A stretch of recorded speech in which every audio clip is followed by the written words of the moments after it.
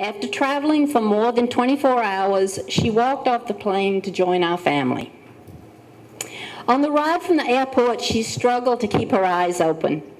Though her voice would fade in and out of sleep, she tried to stay awake. From the very beginning, she didn't want to miss anything. After a good night's sleep, she was ready for new experiences. She said she wanted to be on the school tennis team. I said, "I didn't know that you played tennis."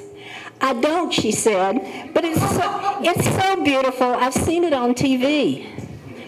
"Have you ever held a racket?" I asked. "No," she said, "but I can learn." In our area, team sports are very competitive. I explained that the team was not a way to learn to play, and besides, preseason practice had already begun. She said, "Please, can't we just ask the coach?"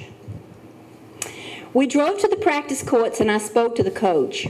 Her response was not at all what I expected. She said that her daughter had studied abroad and she knew the challenge of being an exchange student. "We'd love to have Ketty on the team," she said. So I showed Ketty how to hold a racket, and we bought her shorts and shoes. The next day, I took her to practice. When I let her out at the courts, she looked so trusting, so vulnerable, so determined, all 84 pounds of her.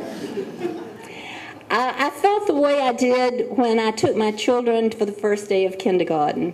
I hoped that people would value her and would be kind to her. Ketty went to practice every day. She took lessons on Saturdays, and she begged family members to play with her on Sundays. I came to realize that she believed that all things were possible in the U.S. if she just worked hard enough. For her, the glass was never just half full, it was overflowing. At the tennis banquet at the end of the season, I asked to be on the schedule for a thank you message. I thanked the coach and the girls for welcoming a girl who had come halfway around the world to live with strangers, trusting in the kindness of strangers. I'm sure I was the proudest mom in the banquet room when Ketty was given a plaque as Most Improved Player.